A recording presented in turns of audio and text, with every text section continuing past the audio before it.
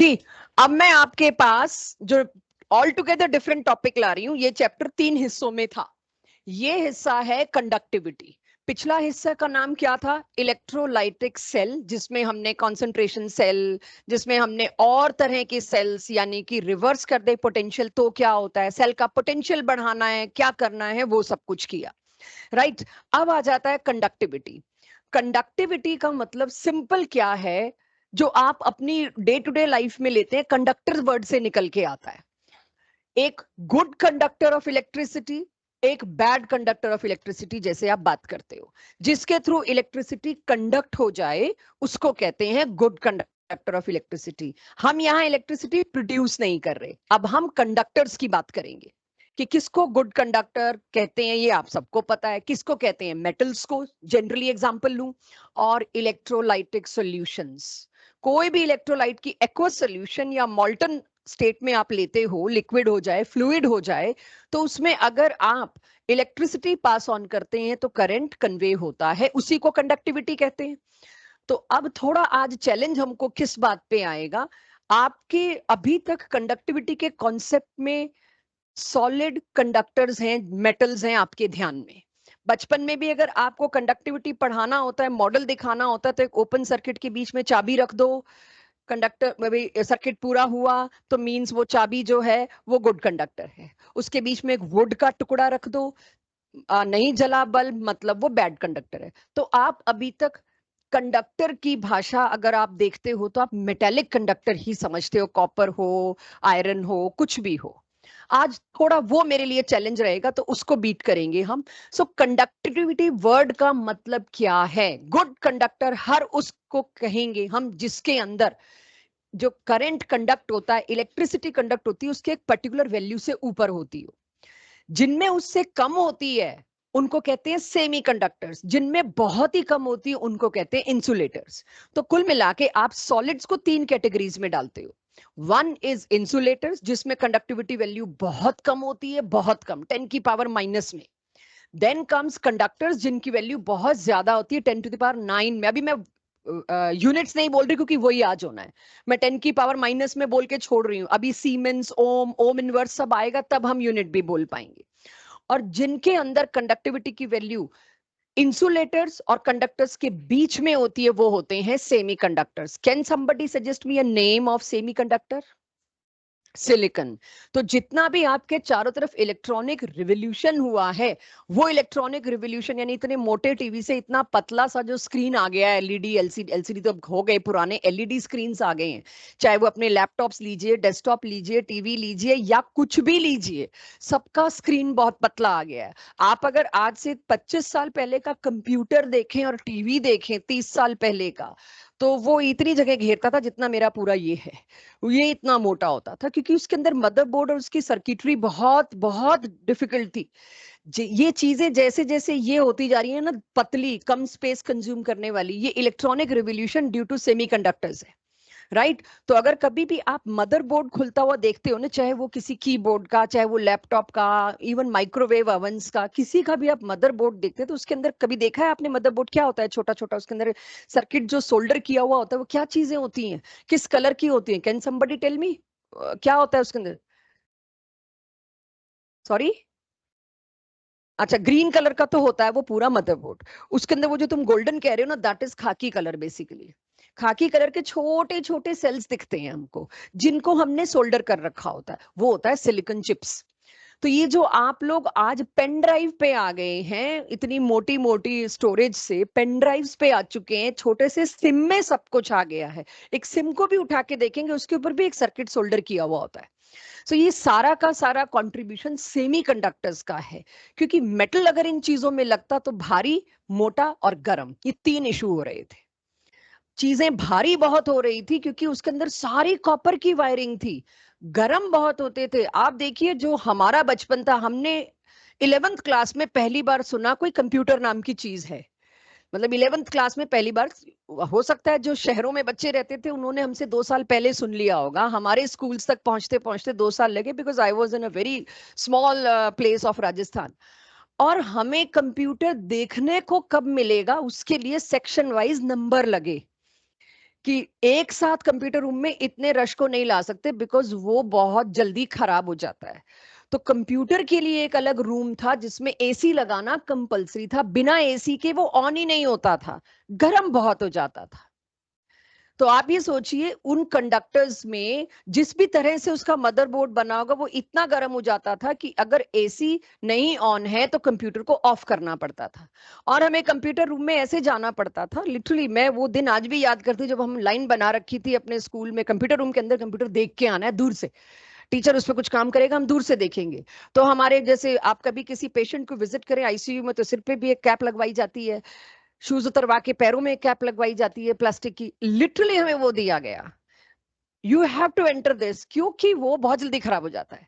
ठीक है, चीजें जब मतलब उसके साथ इश्यूज क्या थे, वो सारे इश्यूज ये थे कि जरा डस्ट आई तो वो उसकी मशीनरी ठप, और एक टीचर पूरा अलॉटेड होता था कि कंप्यूटर खराब हो जाए तो उसको 2 दिन की छुट्टी मिलती थी, दिल्ली लेके जाना पड़ता था ठीक करवाने के लिए, वो मोटा सा। तो मतलब ये जो इवोल्यूशन हमने देखा है, this evolution is only due to semiconductors, क्योंकि मेटल्स के साथ ये सारे इश्यूज एसोसिएटेड थे। तो आप ये देखिए जो कंडक्टिविटी अब आप टॉपिक पढ़ने वाले हैं, ये आपको पिछले मतलब हमारी तो आंखों के सामने हुआ है, पिछले 50 साल का रिवॉल्यूशन आपको यहाँ दिखाई देगा। ज्यादा तो फिजिक्स में दिखाई देगा क्योंकि वहां पे आपको वो सेमीकंडक्टर्स के डायोड्स ट्रायोड्स बनवाते होंगे, शायद अभी तक वो फिजिक्स आ गई हो, sandwich diodes, PN PN PN semiconductors अब बनवा लेंगे और 2 महीने बाद बनवा लेंगे, तो आप 12th में उस चीज को देखेंगे फिजिक्स में। So, वो जो सेमीकंडक्टर्स से ऊपर आता है मेटालिक कंडक्टर्स। मेटालिक कंडक्टर्स की मैं बात करूं तो मेटल का कंडक्टर का मतलब क्या है, ये इतना मेरे को बात करनी जरूरी थी ताकि आप पिछले 4 पार्ट से हट जाओ। अब इलेक्ट्रोलिसिस इलेक्ट्रोलिटिक कंडक्टिविटी या वो सेल नहीं यूज होगा। मेटालिक कंडक्टर एक छोटा सा मेटल का टुकड़ा। आपने अगर फिजिक्स लैब में 11th में या अभी तक की 12th में दर्शन भी किए हो तो आपको वहां पर कंडक्टर के नाम पे एक लंबी सी 1 मीटर की तार कई बार पकड़ा दी जाती है, बता के लंबाई 1 मीटर है, इसकी 100 सेंटीमीटर है। तो जो नॉर्मली पतली सी आपके घर में तार कोई दिखती है आपको मेटल की, वो तार एक कंडक्टर होती है, कोई टुकड़ा मेटल का कंडक्टर होता है। उसको अगर मैं कंडक्टर सोच के चलूं तो मेरा बेसिक क्या नॉलेज होनी चाहिए before starting this topic.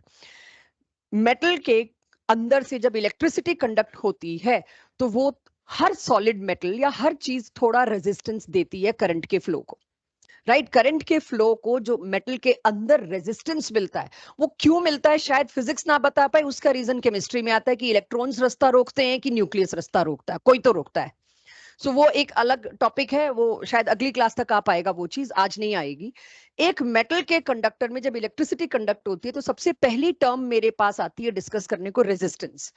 Resistance होता है फ्रिक्शन कह लीजिए, या जो रेजिस्ट करता है कोई conductor body flow of current को, उसको कहते हैं रेजिस्टेंस, और उसका सिंबल होता है आर। और उसकी यूनिट ये मैं मानती हूं आपको पता ही 11th क्लास से, उसकी यूनिट होती है ओम, और ओम का सिंबल होता है ये। तो resistance known quantity to you. But अगर मेरे को रेजिस्टेंस, मैं ये उम्मीद कर रही हूँ इतना आप +1 की फिजिक्स में कोई ना कोई चैप्टर में पढ़ के आए हैं कि resistance is directly proportional to what और inversely proportional to what. Proportionality हटाऊं तो मेरे को इक्वालिटी लाने के लिए फिर एक कांस्टेंट चाहिए, ये कांस्टेंट है रो। इस रो को आपने फिजिक्स में क्या पढ़ा है, क्या बोलते हैं इसको, रेजिस्टिविटी बोलते हैं। ओके, अब आप ये देखिए ये रो अगेन, जब एक कांस्टेंट मुझे डिफाइन करना है तो बाकी चीजों को क्या कर देते हैं 1, यही हमने पिछले चैप्टर में भी देखा है। मैं आपकी फिजिक्स की नॉलेज पर डिपेंड नहीं करूंगी, वो मुझे पता है बहुत ज्यादा होगी, मैं सिर्फ उतना हिस्सा आपको रिवाइज कराऊंगी जो मेरे सब्जेक्ट के लिए जरूरी है। तो हो सकता है आपने बहुत ज्यादा पढ़ रखा हो, आपको ज्यादा आता हो, वो नॉलेज यहाँ मत लगाइएगा, मैं बहुत बेसिक पे लूंगी। दिस रो इज, अगर मैं लेंथ 1 मीटर कर दूं या 1 सेंटीमीटर कर दूं जो मुझे जमे, और cross section area 1 metre square कर दूं, तो resistance in rho will be equal.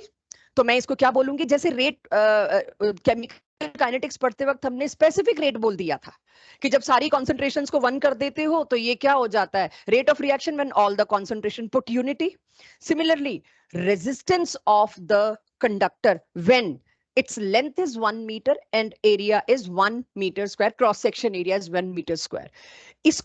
को कहा गया स्पेसिफिक रेजिस्टेंस। कोई पुरानी किताबें आप उठा लोगे, वहां अभी भी, जो मैं बहुत पुरानी जेई की और नीट की मेरी बुक्स पढ़ी हैं, उसमें अभी भी स्पेसिफिक रेजिस्टेंस है। तो कहीं इस वक्त भी करते वक्त स्पेसिफिक रेजिस्टेंस टकरा जाए तो उसको समझ लीजिएगा। लेटर ऑन एसआई ने इंटरवीन किया। आपकी एनसीईआरटी में बकायदा इस बारे में पैराग्राफ लिखा है कि earlier it was called as specific resistance but now it is named as resistivity. तो जो रेजिस्टेंस की मैंने डेफिनेशन बोली वो ही रेजिस्टिविटी की है। If anybody want to write it can write. और अगर आपको फिजिक्स में या क्लास 10th में ऑलरेडी ये आता है तो आप बेशक इसका लोड मत लीजिए। ये तो मैं अपने टॉपिक फिनिशिंग टच के लिए, कि मेरे को जीरो से शुरू करना होता है, उसके लिए मैंने किया हुआ है। मेरे को मेरे ऑब्जेक्टिव क्वेश्चंस में टेस्ट में रेजिस्टिविटी की यूनिट चाहिए, चाहे फिजिक्स के पॉइंट ऑफ व्यू से बहुत बेसिक नेग्लिजिबल सी नॉलेज हो, लेकिन इस चैप्टर में रेजिस्टिविटी की यूनिट पूछना बोर्ड का मोस्ट पॉपुलर क्वेश्चन है, या रेजिस्टिविटी या कंडक्टिविटी। मतलब आज के टॉपिक्स में एक क्वेश्चन अक्सर बोर्ड में 1 मार्कर में यूनिट में दिया जाता है। आज मैं 4 क्वांटिटी बात करूंगी, किसी एक की भी यूनिट पूछी जाती है, मेरी डीपीपी में भी आपको जरूर मिलेगा। हाँ जी, आज तो जीत गई, बाकी कभी और देखते हैं, अभी तो मैं जीती। चलिए, अब वो सब कुछ शुरू हो रहा है जिसका धेला नहीं पता आपको, इसलिए ध्यान से सुनना, ठीक है। रेजिस्टिविटी, मेटल कंडक्टर हो गया, लेकिन मैं फिजिक्स में मेटल कंडक्टर यूज कर सकती हूँ, देख सकती हूँ, डेली लाइफ में देख सकती हूँ। लेकिन अगर मैं, जो चैप्टर मेरा चल रहा था इलेक्ट्रोकेमिस्ट्री, अगर मैं एक इलेक्ट्रोलाइट की कंडक्टिविटी की बात करूं, इमेजिन करिएगा, अगर आज मेरे पास टाइम बचा, नहीं तो अगली क्लास में मेरे को आपको व्हीटस्टोन ब्रिज और पोटेंशियोमीटर के बारे में थोड़ी बात करनी है, उससे आपको काफी क्लैरिटी आएगी। वो डिपेंड करेगा मैं आज ले पाऊंगी डिपेंडिंग अपॉन न्यूमेरिकल्स या अगली क्लास में, तब काफी क्लैरिटी आपको आ जाएगी। बट स्टिल, अगर मैं बच्चों आपको कहती हूँ, अभी लिखो मत, कोई फायदा नहीं लिखने का इसका, जब तक समझ नहीं आएगा तो शायद आप अपने डायग्राम को बदलें। एक बीकर लिया जिसके अंदर मैंने आपको 1 मोल 2 मोल या 1.5 मोल इलेक्ट्रोलाइट डाला, जो भी, चाहे NaCl वाटर में डाला, और वो मेरा कंडक्टर है। Yes, that is also a conductor, strong electrolyte है। आपको मेटल की वायर दिख रही है तो आप उसको तो कंडक्टर सोच और समझ पाते हो, लेंथ और क्रॉस सेक्शन एरिया समझ पाते हो। लेकिन जब मैं आपको बीकर के अंदर सॉल्यूशन देती हूँ, आप उसको कंडक्टर की तरह नहीं सोच पाओगे। तो आज का मेरा सबसे बड़ा चैलेंज है आपके दिमाग से कंडक्टर के नाम पे वो चाबी या आयरन का टुकड़ा या कील हटा के एक बीकर रखना जिसके अंदर इलेक्ट्रोलाइट की सॉल्यूशन है, वो मेरा कंडक्टर है। दोनों में फर्क क्या है वो शायद अगली क्लास में जाएगा।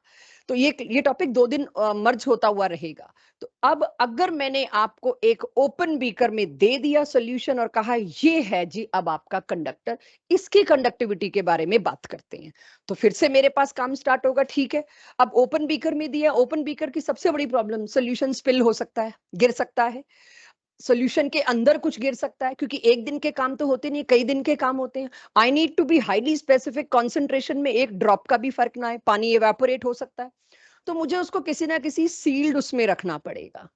अब सील्ड कंटेनर में रखना मतलब beaker is replaced by such kind of a छोटा सा सेल। तो अगर आज टाइम मिला तो मैं व्हीटस्टोन ब्रिज और पोटेंशियोमीटर कराऊंगी तो यही सेल यूज करूंगी। एक छोटा सा सेल उठा लिया जिसके अंदर 1 मोलर 2 मोलर जितने मोलर भी इलेक्ट्रोलाइट की सॉल्यूशन भर दी, और जहां उस ओपन सर्किट में बचपन में आपको कहा जाता था एक सेफ्टी पिन रखिए और सर्किट पूरा हो जाएगा, या एक ओपन सर्किट दिया, कभी आपने बल्ब्स को हैंडल किया हो, खास करके वो बल्ब जो छोटे से बल्ब आते हैं और आप सर्किट में लगाते हैं, तो उसमें 2 छोटी छोटी वायर निकली होती है और उसको सर्किट के अंदर हमें रैप करना होता है, वायर्स के साथ ऊपर टेपिंग करनी होती है। वो जो 2 छोटी सी वायर निकली है वो होती है जोड़ने के लिए किसी भी सर्किट में। तो ये 2 छोटी सी वायर मैंने निकाल रखी है, यहां पर एक ओपनिंग होगी, इसको खोल के मैं इसके अंदर सॉल्यूशन भर के इसका ढक्कन बंद करके ये सेल लगा दूंगी, और कंडक्टर है या नहीं है वो मुझे पता चल जाएगा। और अभी तो मैं बता ही रही हूं कि मैं एक स्ट्रॉन्ग इलेक्ट्रोलाइट की सॉल्यूशन ले रही हूं, तो अब थोड़ी देर के लिए यहां मेटल के टुकड़े से इसको रिप्लेस कर दीजिए अपनी इमेजिनेशन में, सब कुछ इस पे लगाना है मुझे। Now it is not a metallic conductor, it is a electrolytic conductor. मैंने सर्किट में जोड़ा, इसका पॉजिटिव एंड एनोड होगा, नेगेटिव एंड कैथोड होगा, जो बैटरी के साथ आप जोड़ रहे हैं। ठीक है, इस कंडक्टर के बारे में मुझे सारी बात करनी है। सो solution of an electrolyte packed in a special conductivity cell, ऐसा एक स्पेशल कंडक्टिविटी सेल बनाया गया क्योंकि मुझे कंडक्टिविटी नापनी है। आपको पता है आप कॉपर लोगे उसकी कंडक्टिविटी की एक वैल्यू आएगी, आयरन लोगे उसकी कंडक्टिविटी की एक वैल्यू आएगी, सिल्वर की तो बहुत ही ज्यादा आएगी, बेस्ट कंडक्टर कहा जाता है, तो वैल्यू से ही पता चला। अब मेरे को ऐसे इलेक्ट्रोलाइट्स की कंडक्टिविटी की वैल्यू भी चाहिए कि NaCl अच्छा कंडक्टर है कि वाटर, कौन सा अच्छा कंडक्टर होगा? स्ट्रॉन्ग इलेक्ट्रोलाइट है। वाटर क्यों पुअर कंडक्टर है? वो टूटता ही नहीं है। अभी कैसे पता चला होगा पुअर कंडक्टर? कंडक्टिविटी वैल्यूज से।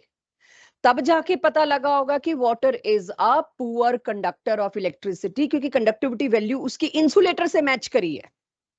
तो वाटर तो इंसुलेटर्स में है, वो बात हो रही है डिस्टिल वाटर की, तो वो तो बैड कंडक्टर ऑफ इलेक्ट्रिसिटी निकला, इंसुलेटर निकला। तो ये बात मेरे को इस कंडक्टिविटी सेल से पता चली। तो इलेक्ट्रोलाइट भरते गए, सर्किट में डाल के मेजर करते रहे। तो अगर मेरे को मेजर करना, ये मैं लिखने को आपको टाइम दूंगी क्योंकि ये टोटली आपके इवेल्युएशन पार्ट का है, केमिस्ट्री के हिस्से का है, पहले समझ लीजिए, बस इतना सा ही है। Resistance is again rho L by A. L का मतलब आपको पता चल गया, ए का मतलब। यहां एल का क्या करूं? समस्या आ गई। ये कौन सा कोई तार है जिसकी मैं लंबाई चौड़ाई मोटाई नाप लूं? यहां लेंथ होगी डिस्टेंस बिटवीन टू इलेक्ट्रोड्स, और इलेक्ट्रोड्स को इतनी दूर रखा जाता है टू मेक श्योर सारी सोल्यूशन लगभग इलेक्ट्रोड्स के बीच में ही आ जाए। इतना ज्यादा वॉल से टचिंग बनाते हैं कि सोल्यूशन उसी के बीच में आ जाए। तो सोल्यूशन की लंबाई होगी एक तरह से, और इलेक्ट्रोड के क्रॉस सेक्शन एरिया को मैं कह सकती हूँ सोल्यूशन की चौड़ाई। अभी तो ऐसे ही चलेगा, थोड़ी देर बाद मैं और चीजों में कन्वर्ट करूंगी। तो जब तक मेरे को ये फॉर्मूला यूज करना है, वन मोर स्लाइड बस, उसके बाद फिर मैं किसी और टर्मिनोलॉजी में आ जाऊंगी। तो लेंथ ऑफ कंडक्टर भी मेरे पास क्या हुआ, यहाँ पे मैंने फिक्स कर लिया 1 metre. Cross section area of electrode, जो इलेक्ट्रोड कवर कर रही है एरिया, वो मेरे पास अगेन 1 मीटर स्क्वायर आ गया। तो सेम सब कुछ एप्लीकेबल होगा जैसे आपने पिछली स्लाइड पे देखा रेजिस्टेंस। लेकिन रेजिस्टेंस नापना और बात करना अलग बात है। हम यहाँ क्या बात कर रहे हैं? कंडक्टिविटी। तो अगर मैं रेजिस्टेंस का रेसिप्रोकल कर दूं तो टर्म क्या आ जाती है? कंडक्टेंस। जितना ज्यादा रेजिस्टेंस उतना कम कंडक्टेंस, तो वाइस वर्सा। सो इसमें अगर देखें, अब मेरे को बात करनी है कंडक्टेंस की। यहां शायद सिंबल डिफरेंट हो जाए आपके दोनों सब्जेक्ट्स के। कंडक्टेंस को सिंबलाइज किया जाता है जी से। आप फिजिक्स में पढ़ते हैं कंडक्टेंस, क्या सिंबल है? जी है। चलो यहां तो साथ साथ है दो सब्जेक्ट। 1/r रेजिस्टेंस का मैंने कर दिया रेसिप्रोकल यहां पे, ठीक है। अब 1/रो को फिर मुझे कुछ नाम देना पड़ेगा। इसको नाम दिया जाता है कप्पा। 1/रो, रो क्या था? रेजिस्टिविटी। 1/रो क्या है? Given as symbol kappa, and it is called as conductivity. तो यहां से शायद सिंबल थोड़े डिफरेंट और नाम थोड़े डिफरेंट होने शुरू होंगे। तो जैसे आपने रेजिस्टिविटी को सोचा, बिल्कुल वैसे ही अगर मैं कंडक्टिविटी को सोचूं, और L/A क्या होता है बच्चों? Cell constant. मैं आपकी फिजिक्स की नॉलेज से डिपेंड कर रही हूं, जो पढ़ के आए होंगे 10th क्लास में। L/A क्या होता है? सेल कांस्टेंट, जो कि फिक्स होती है वैल्यू। तो लेंथ और एरिया तो फिक्स ही है, तो आप उसको सेल का कांस्टेंट बोल देते हो। अब यहां पर L/A क्या होगा? Cell constant. तो मैं इस L/A की जगह, आज के बाद सेल कांस्टेंट की जगह हम क्या यूज करेंगे? जी स्टार। एस्ट्रिक लगा देंगे इसके ऊपर, दिस इज जी स्टार। तो इस L/A की जगह जी स्टार लिखूंगी तो नीचे आएगा, वो जी स्टार उधर ले जाऊं, इक्वेशन बिकम्स दिस। यानी अगर मुझे किसी कंडक्टिविटी सेल, अब मैं कंडक्टर नहीं बोल रही, कंडक्टिविटी सेल का कप्पा निकालना है, तो जी इंटू जी स्टार।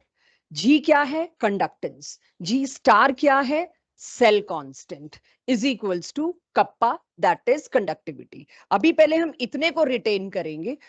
उसमें सबसे पहली चीज, अब मेरे को कंडक्टेंस की यूनिट भी चाहिए, रेजिस्टेंस का उल्टा।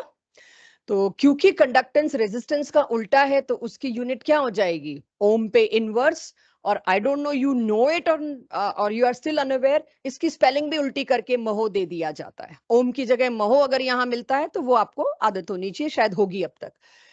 इसके लिए जैसे फोर्स के लिए न्यूटन है, बिल्कुल इसके लिए आपके पास एक टर्म आ गई, सीमेन, दैट इज कैपिटल एस। तो कोई ऐसी चीज इसमें अब तक जो आपकी पहले पढ़ी हुई नहीं थी? सब पढ़ा हुआ था पहले आपका, एवरीथिंग। अब आप इतना नोट करिए, हम सीधे इसके बाद क्वेश्चंस पे पहुंचेंगे। पहले इतना नोट करिए, क्वेश्चंस और गलतियां। मेटल के कंडक्टर के लिए लेंथ और एरिया मेजर करना is a very easy task, but solution के कंडक्टर के लिए आप लेंथ और एरिया नहीं नाप सकते, नॉट अ रिलायबल मेथड। तो मेरे को इस मेथड से बाहर निकलना पड़ेगा। तो अब सबकी कॉपी में conductance into cell constant is equal to conductivity होना चाहिए। हम यहां पर ये फॉर्मूला यूज करेंगे, ना कि रेजिस्टिविटी वाला फॉर्मूला। कंडक्टिविटी कप्पा को अगर मुझे डिफाइन करना है, बिल्कुल डिफाइन करना पड़ेगा आपको। कप्पा क्या होगा? एक ऐसे कंडक्टर का कंडक्टेंस जिसका एरिया 1 मीटर स्क्वायर और लेंथ इज 1 मीटर। तो कप्पा आपको पता होना चाहिए। कप्पा की यूनिट मैंने पहले ही बात कर ली, सीमेंस एस यूज करेंगे हम, या जो ओम इनवर्स यूज करेंगे। तो कप्पा कंडक्टिविटी आपको डिफाइन करनी आनी चाहिए, चाहे मीटर में करें। अब मैं देखिए मैंने डेफिनेशन में क्या कर दिया, धीरे धीरे मैं किस तरह से ट्रांजिशन लेके आ रही हूँ, आपको सॉलिड मेटल से ले जाके मैं लिक्विड सॉल्यूशन की तरफ कन्वर्ट करना शुरू कर चुकी हूँ। वॉल्यूम बोल दिया मैंने। भाई जिस सॉल्यूशन का एरिया 1 मीटर स्क्वायर होगा और लेंथ 1 मीटर होगी, ऑटोमेटिकली उसका वॉल्यूम कितना होगा? 1 मीटर क्यूब। और if I am talking in centimetre terms, centimetre cube. ठीक है, तो अब कंडक्टिविटी आते ही मैं वॉल्यूम में शिफ्ट होना मजबूरी समझूंगी। अब आपको वॉल्यूम में आना पड़ेगा, तो वो लेंथ और वो सब साइड में रख दो। सो इस हिसाब से अगर अब हम चलें, तो कंडक्टिविटी की यूनिट, डू इट। आज के न्यूमेरिकल में सबसे ज्यादा आपसे गलती अगर होगी तो यूनिट बेस्ड गलती होगी। Unit of kappa, that is के, जो दिख रहा है आपको। G इज कंडक्टेंस, रेजिस्टेंस का उल्टा, तो ओम इनवर्स हुआ। G star is cell constant. Cell constant होता है length by area, metre by metre square. So it is not a big deal. Still ध्यान रखने वाली बात होगी कि कंडक्टिविटी की यूनिट क्या है। रेजिस्टिविटी का उल्टा भी कह सकते हो आप लोग, लेकिन अब आपको रेजिस्टिविटी और रेजिस्टेंस का सहारा लेना बंद करना पड़ेगा, क्योंकि हम शेयर सॉल्यूशन की बात करेंगे तो हम हमेशा कंडक्टिविटी और कंडक्टेंस में शिफ्ट हो जाएंगे अगली क्लास तक तो टोटली। अब लेंथ और एरिया को एक सॉल्यूशन के लिए मेजर करना is very inconvenient and not at all reliable. आप उसके लेंथ और एरिया को जो मेजर करेंगे इतने छोटे छोटे कंडक्टिविटी सेल्स में, वो कोई रिलायबल मेथड नहीं माना जाता। एक मेटल का कंडक्टर जो फिजिकली इतना बड़ा है जिसको स्केल से नाप सकते हैं, वो एक अलग बात है। सॉल्यूशन में इट इज नेवर, किसी भी इलेक्ट्रोलाइट की सॉल्यूशन में it is never a suggested and reliable method. Lots of mistakes will happen और आप लैंड अप करोगे रॉन्ग आंसर्स पे। तो मेरे पास लेंथ और एरिया का तो अब सवाल ही खत्म हो गया। अब तुम लोगों को थोड़ा मेरे साथ बहुत ध्यान से कुछ चीजों को समझना पड़ेगा। These things are new for you, right? अब तक तो जानी पहचानी चीजें थी, तो ध्यान दीजिएगा। जब मुझे ये पता है कि सेल कांस्टेंट निकालना मेरे लिए अब एक ऐसा काम हो गया जिस पे मैं भरोसा नहीं कर सकती, तो सेल कांस्टेंट आप नाप के तो निकाल नहीं सकते, लेकिन सेल कांस्टेंट चाहिए तो है ही। ना आपके हाथ में रेजिस्टिविटी होगी ना कंडक्टिविटी होगी, मैं टॉपिक ही नहीं चला पाऊंगी, मैं सॉल्यूशन की कंडक्टिविटी ही नहीं मेजर कर पाऊंगी। तो अब मेरे पास समस्या आती है कि बेटर वे क्या है।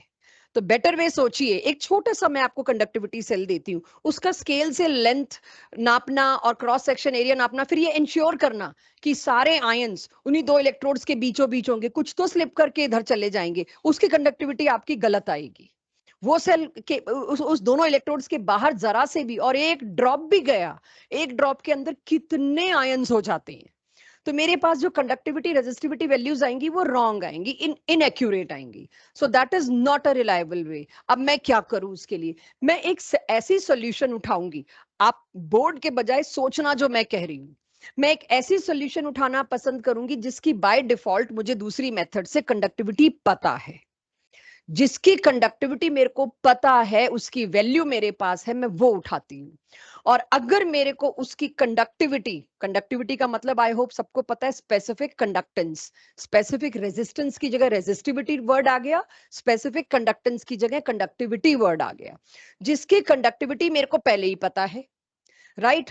और उसका कंडक्टेंस आपके उस व्हीटस्टोन ब्रिज से निकाल के लाएंगे, आपके उस पोटेंशियोमीटर से निकाल के लाएंगे। आज टाइम मिला तो आज, नहीं तो अगली क्लास में। तो ये हम एक्यूरेट निकाल सकते हैं, ये सबसे श्योर शॉर्ट चीज निकल सकती है मेरे पास। तो अगर मैं किसी सॉल्यूशन की कंडक्टिविटी मुझे पता हो, उसका कंडक्टेंस निकाल लूं, तब मैं सेल कांस्टेंट निकाल सकती।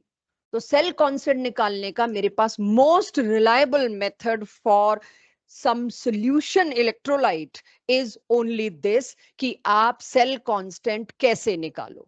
सेल कांस्टेंट के लिए नॉन कंडक्टिविटी लीजिए, उसको कंडक्टेंस निकालिए फिजिक्स के व्हीटस्टोन ब्रिज से, यहां यूज करिए, तब जी स्टार निकालो। ठीक है, मैंने एक छोटा सा सेल लिया, उसमें केसीएल की सॉल्यूशन एक स्टैंडर्ड है, स्नेहा इधर ही रहना। केसीएल की सॉल्यूशन एक स्टैंडर्ड है जिसकी कंडक्टिविटी मेरे को पता है, मैंने उस छोटे से सेल के अंदर वो भरी, ढक्कन बंद किया और सर्किट में लगा दिया, और मेरे को व्हीटस्टोन ब्रिज से उसका जी भी मिल गया। जब मेरे पास जी है, मेरे पास कंडक्टिविटी है, तो मेरे पास जी स्टार आ गया। जी स्टार जैसे आया, मैंने एक परमानेंट मार्कर से उस सेल के ऊपर छोटा छोटा उसका जी स्टार मेंशन कर दिया, यानी उस सेल का सेल कांस्टेंट मैंने उसके ऊपर नोट कर दिया। अब उसका ढक्कन खोला, सॉल्यूशन गिराई, अब एक अननोन कंडक्टिविटी वाली सॉल्यूशन भरी उसके अंदर, उसको कैप किया और सर्किट में निकाला। अब इसकी कंडक्टिविटी मैं निकालूंगी। तो कंडक्टिविटी निकालने के लिए पहले मेरे को जी स्टार चाहिए था, तो मैं इस तरह से जितने भी स्पेशली डिजाइन कंडक्टिविटी सेल होंगे, एनसीईआरटी में 3 डिजाइन दे रखे हैं, वो भी दिखाऊंगी आपको, उन सब में फिर एक मार्कर से चिपका देते हैं, इसका सेल कांस्टेंट ये है। वाया दैट सॉल्यूशन हमने एक बार निकाल लिया और हम सालों तक उसको चलाएंगे जब तक वो टूटेगा नहीं। जैसे ही नया सेल आएगा, फिर नए सेल की हम कंडक्टिविटी कुछ इस तरह से निकालेंगे। तो ये मेरे पास L/A नापना फिजिक्स के मेटालिक कंडक्टर्स के लिए फीजेबल था, सॉल्यूशन के लिए मेरी मजबूरी थी, मेरे को कंडक्टिविटी पे आना पड़ा, क्योंकि L और A में निकाल ही नहीं सकती, रेजिस्टिविटी निकालने का मेरे पास वहां कोई मेथड नहीं है। सो पहले इतना समझिए, और जो बात मैंने बोली आप ध्यान दीजिए, वो एक एक चीज को यहां मेंशन किया, क्योंकि एनसीईआरटी में इस पे 2 पेज डेडिकेट किए, वेरी बैडली हैंडल्ड, इस सारे डिटेल पे बहुत अच्छे से डिटेल दिया नहीं है। तो वहां पर आप ये देखिए, आप कंडक्टेंस कैसे निकालते हो, मैंने आपको कहा, आपको भी हम व्हीटस्टोन ब्रिज या पोटेंशियोमीटर पढ़ाएंगे, उसमें दिखेगा। व्हीटस्टोन ब्रिज या पोटेंशियोमीटर से आपने रेजिस्टेंस निकाला, 1/R पुट किया, वो आपके पास कंडक्टेंस आ गया।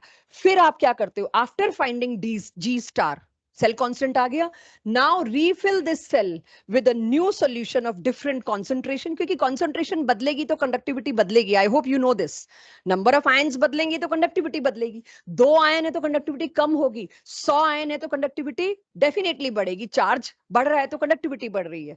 एंड टू फाइंड इस कंडक्टिविटी और कंडक्टेंस, फिर तुम जी निकालो, कप्पा निकालो, यही मेरे न्यूमेरिकल्स है।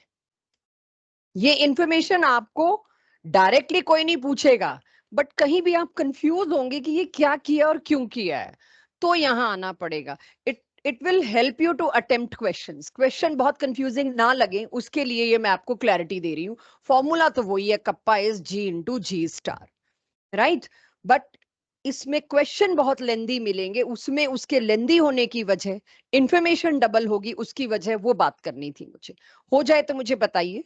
Yes, I only know one thing, concentration अगर मैं बदल दूंगी तो कंडक्टेंस बदलेगा। जैसे मेटल के एक कंडक्टर में आप उसकी लंबाई चौड़ाई बदलेंगे तो उसका रेजिस्टेंस और कंडक्टेंस बदलेगा, वैसे ही अगर मैं सॉल्यूशन 1 मोलर लेती हूँ, हाफ मोलर लेती हूँ, डेसीमोलर लेती हूँ, कुछ भी लेती हूँ, बदलती हूँ कॉन्सेंट्रेशन, तो कंडक्टेंस बदलेगा ही बदलेगा। तो अगर कंडक्टेंस बदलेगा तो फिर मेरे को आप बताइए वो कितना बदलेगा। यानी अब मेरे पास काम क्या आ गया, हर एक का तो मैं कंडक्टिविटी सेल में भर भर के डाल डाल के लैब में जा नहीं सकती, जिसके लिए जा रहे हैं हमें वो भी नहीं पता लग पा रहा है, तो हम इसका तो क्या ही एक्सपेक्ट करेंगे, क्योंकि हमारे को लैब में जाना इतना फीजेबल या पॉसिबल अभी नहीं है। तो उसके लिए हमें ये बात कही गई कि आप कंडक्टेंस कर तो रहे हो इतनी देर से, जी जी जी, क्या फॉर्मूला है जी जो हमने बात करी, अगर आप देखो, खुद ही सोचो, ये फॉर्मूला है मेरे पास, इसमें कहीं कंसंट्रेशन वर्ड यूज किया है, तो how can I use this formula more logically. भाई पहले या तो तुम कंसंट्रेशन सारों की फिक्स करो, इस फॉर्मूला को तो तुम तभी यूज कर सकते हो ना जी, दुनिया के जितने भी इलेक्ट्रोलाइट है सबका 1 मोलर लोगे तुम और उनकी कंडक्टिविटी निकालो, ठीक है, फेयर, ये तो कर ही सकते हैं।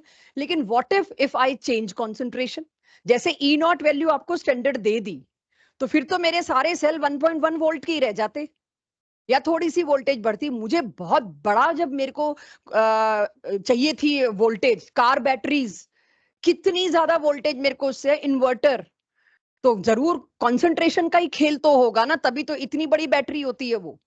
तो डेफिनेटली उसके अंदर इलेक्ट्रोलाइट बहुत ज्यादा, या जो भी कुछ कॉन्सेंट्रेशन वो आपने नर्स्ट में पढ़ लिया, वोल्टेज बढ़ाने के लिए और लंबी लाइफ के लिए हमने उसके अंदर कॉन्सेंट्रेशन बढ़ाई या जो भी किया, तो मेरे को कॉन्सेंट्रेशन बदलनी पड़ी, तो तुम्हारा ये फॉर्मूला किसी काम का नहीं है, because it do not talk about concentration. So ये फॉर्मूला मेरे लिए कोई बड़ा रिलायबल फॉर्मूला तो आया नहीं। तो वही मैंने आपको कहा, धीरे धीरे धीरे अब आप सॉल्यूशंस की तरफ जाते जाएंगे। किसी सॉल्यूशन का कंडक्टेंस निकालना है, ऐसे निकलेगा। लेकिन अगर किसी सॉल्यूशन का कंडक्टेंस आपको अलग अलग कॉन्सेंट्रेशन पे निकालना है, there is no scope of concentration, तो मुझे थोड़ा मामला बदलना पड़ेगा, राइट? उस मामले को बदलने के लिए मुझे मोर मीनिंगफुल क्वांटिटी लानी पड़ेगी, मोलर कंडक्टिविटी। यहां से बहुत इंटरेस्टिंग पार्ट ऑफ चैप्टर शुरू हो जाएगा। यहां तक तो मेरे को लाना पड़ता है कि जो आपका फिजिक्स का रेजिस्टेंस और कंडक्टेंस है, उससे केमिस्ट्री के रेजिस्टेंस और कंडक्टेंस पे शिफ्ट होना पड़ता है। तो ये तो जर्नी उतनी रही। अब आपके लिए काफी इंटरेस्टिंग हो जाएगा अगर मैं एक मोर मीनिंगफुल टर्म पे आऊं। यानी मेरे को आज एक ऐसी क्वांटिटी, ऐसा फॉर्मूला मिल रहा है कि एक कंटेनर में आप 0.1 molar solution NaCl KCl Na2SO4 की देते हैं, मैं आपको उसकी कंडक्टिविटी फॉर्मूला से रिपोर्ट कर सकूं without going to that potentiometer, Wheatstone bridge or anything. अब पहले आप ये समझिए फॉर्मूला क्या है, धीरे धीरे इस फॉर्मूले को और एक्सप्लोर करेंगे। मोलर कंडक्टिविटी का सिंबल ये है। शुरुआत इस सिंबल की बहुत जगह आप देखोगे ये भी मिलेगा, लेमडा एम, कहीं पर स्मॉल एम, कहीं पर कैपिटल एम। धीरे धीरे इस लेमडा को क्या बना दिया गया, सिर्फ लेमडा की जगह हम वी, इनवर्स वी यूज कर रहे हैं। सो बहुत जगह बुकलेट में, क्वेश्चन में ये भी मिल सकता है, ये भी मिल सकता है। Consider both to be same. तो मोलर कंडक्टिविटी क्या होती है, kappa by C. What is kappa? अब मैं आपको इसका लिटरल मीनिंग समझाऊंगी, पहले मुझे बता दो कप्पा क्या था। कंडक्टिविटी क्या, इसका किताबी भाषा क्या बताई इतनी देर से? अगर किसी सॉल्यूशन का वॉल्यूम 1 सेंटीमीटर क्यूब है, उतने की कंडक्टिविटी को बोलते हैं स्पेसिफिक कंडक्टेंस या कंडक्टिविटी बोल लीजिए, एक ही बात है। यही बताया जो आपने अभी तक फिजिक्स से फॉर्मूला उठा के केमिस्ट्री में हमने कन्वर्ट करने की कोशिश करी। अब मैंने आपको यहाँ पे एक फॉर्मूला दे दिया, पता नहीं इसका क्या मतलब है, अब समझते हैं। सी माने concentration. Just note down this formula, then I will apply something. एक लॉजिक अप्लाई करेंगे। ये फॉर्मूला दे रही हूं मैं आपको, बिना डिराइव किए फॉर्मूला दिया जा रहा है। अब इस फॉर्मूला की वजह आपकी एनसीईआरटी में तड़ाक से यहां से शुरू कर दिया, वो वाला फॉर्मूला दे के यहां एकदम से एक फॉर्मूला उठा के ले आए। इस फॉर्मूले का कोई लॉजिक नहीं दिया जिसके ऊपर आप जेई और नीट के बहुत अच्छे क्वेश्चन देखते हैं। मैं भी ना देती, मेरे को भी क्या जरूरत थी। लेकिन कितने question non numerically orally solve हो सकते हैं अगर आप इस लॉजिक को समझे जो मैं इस फॉर्मूले का मतलब समझा रही हूं। तो आई होप अब थोड़ी देर के लिए सब पेन छोड़ के यहां रहेंगे। If I follow it's definition, मैं सिर्फ इस डेफिनेशन को फॉलो अगर करती हूं कि molar conductivity is kappa by C. अभी मैं इस फॉर्मूले पे हूँ, इस फॉर्मूले पे को एक ही चीज आती है, वो आती है इतनी देर में मैंने सिर्फ कप्पा लेके आई हूँ आपके पास, और कुछ नहीं लाई, बाकी सारा आपको आता था। एक ही नई टर्म मैंने अभी तक आपको दी, कप्पा। कप्पा पे बात करते हैं। अब कप्पा क्या है? 1 सेंटीमीटर क्यूब सॉल्यूशन की कंडक्टिविटी को कहते हैं या कंडक्टेंस को कहते हैं कप्पा। इसको थोड़ा और इजी करती हूँ। 1 सेंटीमीटर क्यूब के अंदर जितने भी आयंस होंगे, उन आयंस की वजह से होने वाली कंडक्टेंस को हम क्या कहते हैं? स्पेसिफिक कंडक्टेंस या conductivity, which is kappa. Is it clear? इसमें तो कंफ्यूज नहीं होंगे। अगर इसमें नहीं होंगे तो आगे मैं खींच लूंगी, इसमें भी कंफ्यूज होंगे तो मेरे को पीछे जाना होगा। सो इसमें अब आप डायग्रामेटिकली समझिए, फॉर्मूला से ये कभी नहीं समझ में आता। ये मैंने एक कंटेनर लिया जिसका वॉल्यूम क्या है? 20 सेंटीमीटर क्यूब, राइट? इसमें कोई मेरे को कहे ये फॉर्मूला, डेफिनेशन, इक्वेशन साइड में रखो, मेरे को कप्पा समझाओ। तो अगर इस सॉल्यूशन में वॉल्यूम है 20 सेंटीमीटर क्यूब, ये वॉल्यूम मैंने कौन सा ढूंढ लिया? 1 सेंटीमीटर क्यूब। इसके अंदर जितने आयंस होंगे, चाहे 50 हो, चाहे 100 हो, चाहे 1000 हो, इसके अंदर जितने आयंस होंगे उनकी वजह से जो कंडक्टेंस आएगा उसको बोला जाता है कप्पा। यानी if somebody ask me what is kappa, ये है कप्पा। इतने हिस्से की कंडक्टिविटी, पूरी सॉल्यूशन की कंडक्टिविटी चाहिए होगी अनन्या, तो क्या दूंगी? V से मल्टीप्लाई कर दिया, मल्टीप्लाई बाय वॉल्यूम। यानी कप्पा को अगर आप टोटल वॉल्यूम से मल्टीप्लाई कर दोगे, आपके पास क्या आ गई? पूरी सॉल्यूशन की कंडक्टेंस। लेकिन फिर वही बात, तुमने कॉन्सेंट्रेशन की बात नहीं की, अभी तक तो मैं लाई भी नहीं concentration. Again mind my words, इस पूरी सॉल्यूशन की कोई मेरे से कंडक्टेंस पूछे या कुछ भी कह लीजिए आप अपनी टर्म में, तो मैं क्या बोलूंगी? Kappa into total volume. क्योंकि कप्पा क्या है? एक एक ब्लॉक का। फिर हम इसके अंदर गिन लेते हैं कितने ब्लॉक हैं। सपोज इसके अंदर आए 15 ब्लॉक, 10 ब्लॉक, तो इंटू 15 इंटू 10 कर दोगे, इंटू टोटल वॉल्यूम कर दोगे। अभी भी मेरे को डेफिनेशन में एक वर्ड बोलनी पड़ रही है, एक शब्द को इस्तेमाल करना पड़ रहा है, अगर कॉन्सेंट्रेशन 1 मोल है तो। यानी let me correct it now, kappa multiplied by the volume which consist of 1 molar solution, या जिसके अंदर सोल्यूट सिर्फ 1 मोल है। तो अगर मेरे को कप्पा दे रखा है और 500 सेंटीमीटर क्यूब दे रखा है, आपको फॉर्मूला की जरूरत नहीं है, कप्पा ये डब्बा सोच लो और 500 ऐसे और डब्बे हैं, कर दो multiply, provided it should have 1 मोल। बहुत प्यारे ट्रिकी क्वेश्चन आएंगे, आधा मोल। 500 सेंटीमीटर क्यूब में आधा मोल है, निकालो, इसका कप्पा दे रखा है, इसकी टोटल कंडक्टेंस निकालो। कप्पा को किससे मल्टीप्लाई करोगे? 500 से ना। अगर 500 सेंटीमीटर क्यूब में आधा मोल है, ये क्वेश्चन बोर्ड और एनसीईआरटी में नहीं एक्सपेक्ट करेंगे हम। 500 सेंटीमीटर क्यूब में अगर आधा मोल है, तो एक मोल कितने में होगा?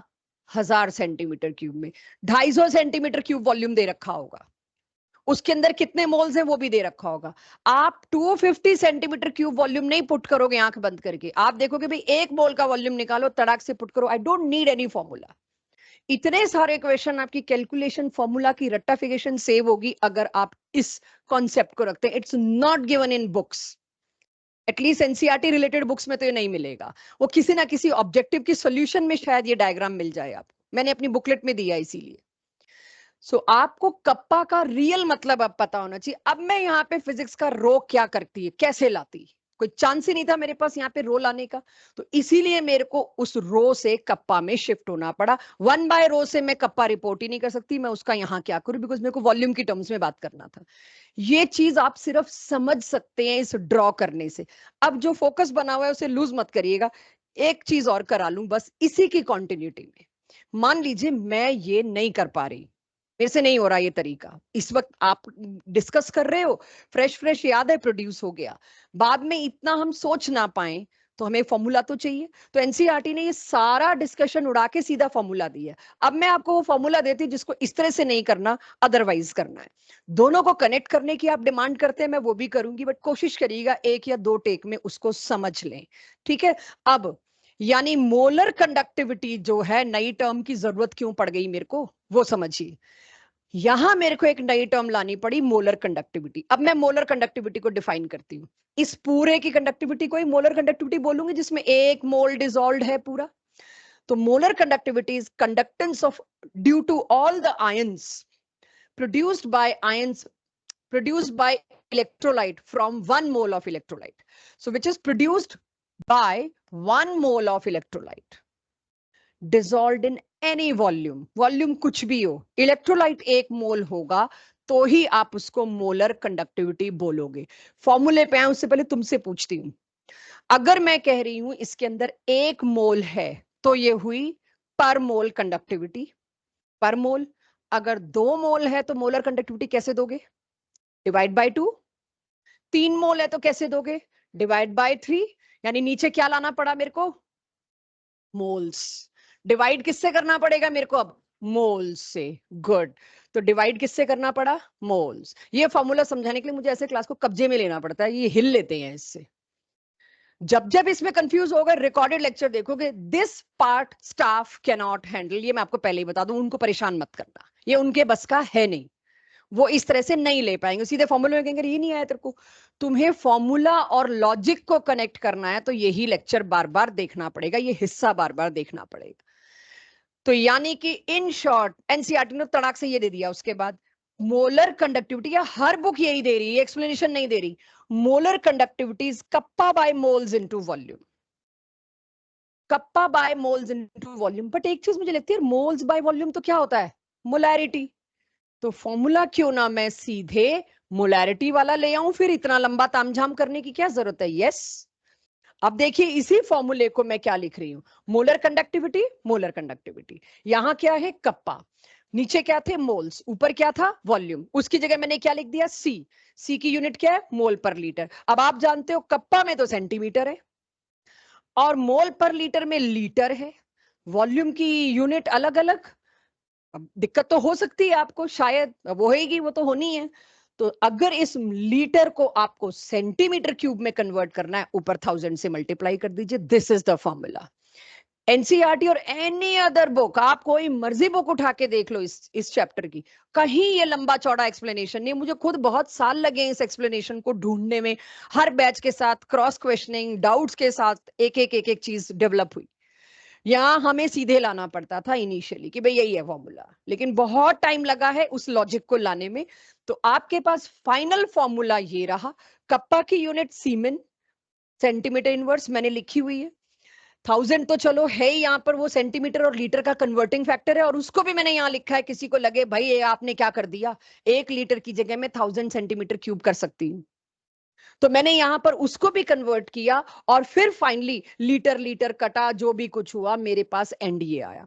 अब इस स्लाइड को इत्मीनान से नोट करिए, ये स्लाइड बुक्स में नहीं हो पाती, ये डिस्कशन में आती है। तो इसको अब टेस्टफुली नोट करिए and then we will say कि यस टारगेटेड टॉपिक हुआ। करिए जगह वो काट दो, आयंस फ्रॉम रिपीट हो गई बात। All the ions produced by 1 mole of electrolyte, इतने हिस्से को काट दो। ठीक है, रिपीट हो गया ये सेंटेंस में, ऑड लग रहा है रिपीटिशन, इतना तो कर लिया होगा। ये डायग्राम जरूर बनाना, दैट इज द की। और किसी को लगे हमें लॉजिक नहीं करना तो इस फॉर्मूले से भी आ जाएगा। ये तो सिर्फ उनके लिए कि आप फॉर्मूला कहां से कैसे ले आए, इससे ये कैसे ले आए। ये फॉर्मूला भी करेक्ट है, नीचे वाला भी करेक्ट है, तो इन दोनों फॉर्मूला के बीच में बैरियर आ जाता था हमेशा हाउ, तो ये उसको एक्सप्लेन किया है। बाकी फॉर्मूला से भी सेम आंसर आएंगे, आपके कोई गलत नहीं आएंगे। ये फॉर्मूला सेंटीमीटर क्यूब में है, यानी जब आपको मोलर कंडक्टिविटी या कप्पा की यूनिट, अक्सर कप्पा क्वेश्चंस में गिवन होगा, कप्पा की यूनिट सेंटीमीटर इनवर्स में दी हो तभी ये फॉर्मूला दीजिएगा।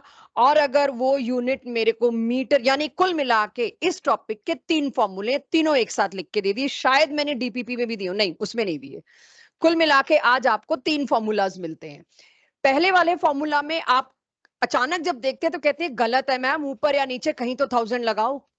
ये फॉर्मूला तब करेक्ट है, एप्लीकेबल है, जब मोलैरिटी ही आपको मीटर क्यूब में दी, और ये मैं चेक मारूंगी आपके टेस्ट वगैरह में कि आप मोलैरिटी नीचे पुट करते हो मोल पर लीटर सोच के।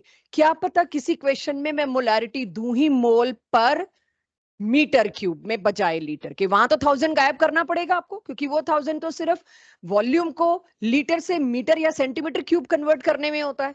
और अगर आपके पास सेंटीमीटर में बात की है तो वो फॉर्मूला आप थोड़ी देर पहले देख ही चुके हो, जो पिछली स्लाइड पे था। लेकिन ध्यान ये रखना है, ये मेरे पास जैसे, या पिछली स्लाइड पे मीटर सेंटीमीटर जो भी आप देख चुके हो, ये ऊपर वाला फॉर्मूला, इस एम को मीटर मत सोच लेना, ये मोलर कंडक्टिविटी का एम है, यूनिट मैंने यहां लिखी है।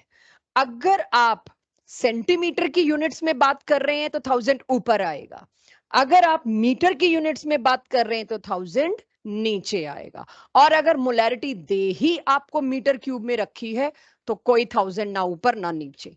ये 3 फॉर्मूलाज बोर्ड के हिसाब से यही बच्चे गलती करके आते हैं सिर्फ, बाकी तो क्या करना है अभी दिखाऊंगी मैं आपको। क्वेश्चन 1 मिनट का भी नहीं है, आपको इन 3 में से 2 चीजें देख के तीसरी पूछ रखी है। सिर्फ गलती आपसे, आप फॉर्मूले में ही देख लीजिए क्या करोगे आप, 1000 ऊपर के नीचे की यूज ही नहीं करना। सिर्फ एक गलती है, go to objective, go to subjective, गलती यही है अगर इतने हिस्से की बात करें। तीनों फॉर्मूलाज आ गए। अब जरा पहला क्वेश्चन देखो डीपीपी का subjective, first question, just tell me which formula to be used. Only one thing, formula कौन सा यूज होगा यहां लिखे हुए से, पहला, दूसरा कि तीसरा? ज्योति मैम, अर्जुन को डीपीपी नहीं मिली है।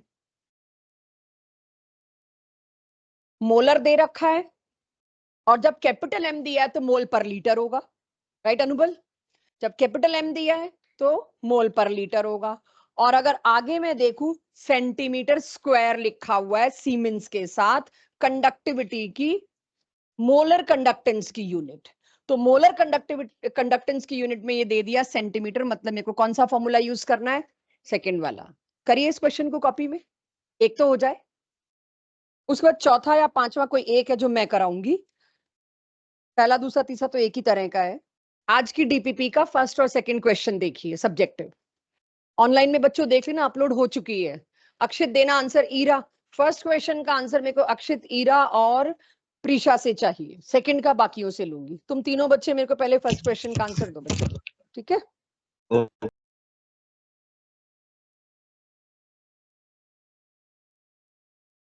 बस ये करना था, चेक करना मैंने कोई गलती तो नहीं की, यही करना था बस। अब इसमें छोटा सा मल्टीप्लाई है बस ये, और फिर डिवाइड तो आप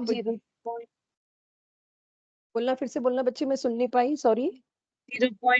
0.208 आ रहा है। परफेक्ट परफेक्ट, आंसर आ रहा है 0.208 यूनिट, जरूर मेंशन करेंगे में। सेकंड देख लो बच्चों।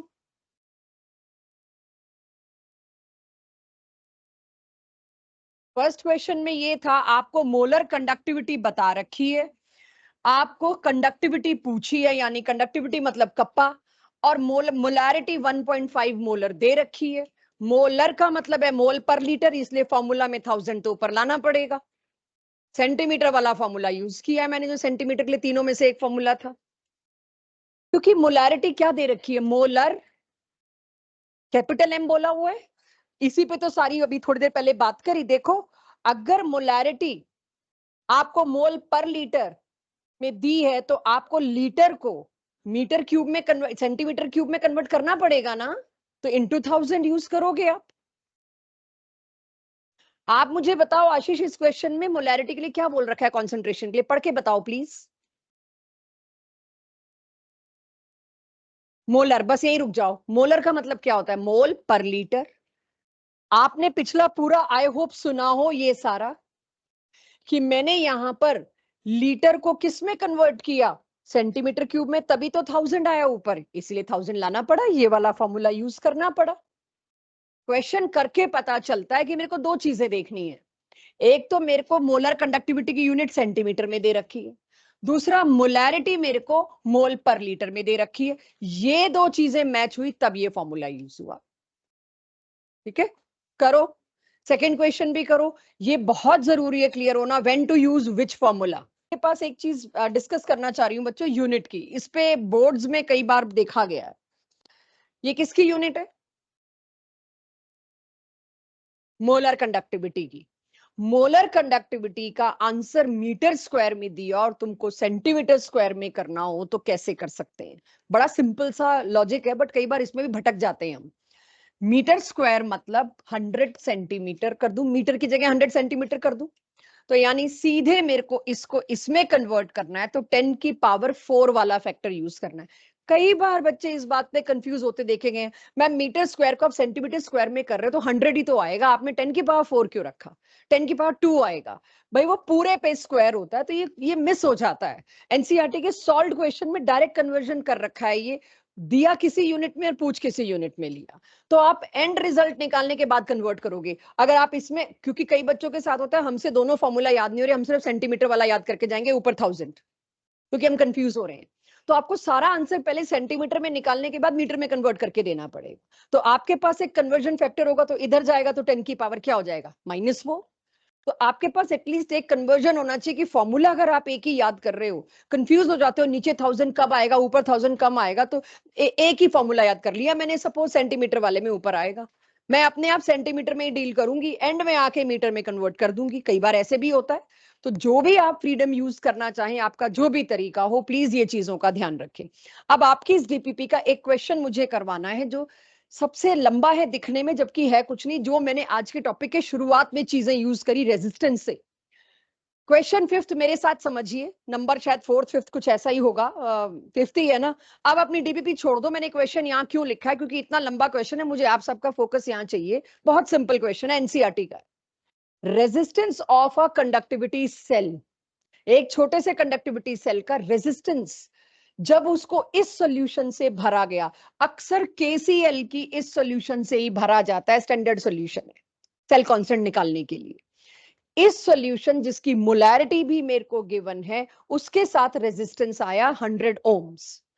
अब उसमें अगर सेम सेल का रेजिस्टेंस, अगर उसमें मैं दूसरी सॉल्यूशन भर दूं ये वाली, तो सेम सेल का रेजिस्टेंस कितना निकला? 520 ओम्स। मुझसे क्या पूछा गया है? कंडक्टिविटी एंड मोलर कंडक्टिविटी, दोनों चीज पूछ ली। साथ में क्या और किसकी पूछी है? बाद वाली सॉल्यूशन की। पहले वाली सॉल्यूशन का तो आपको पता है, हमने जी स्टार निकालना है वहां से, तो वो तो मेरा स्टैंडर्ड है, मेरे को जी स्टार निकालने का तरीका दिया हुआ है। आपको दूसरे वाली सॉल्यूशन की दो चीजें निकाली। अगर पहले वाली solution, the conductivity of 0.1 molar KCl is this, kappa, एक इंफॉर्मेशन ऊपर वाले की लास्ट में दे दी और हम कनेक्ट नहीं कर पाते, कर क्या रखा है, पूछा क्या है।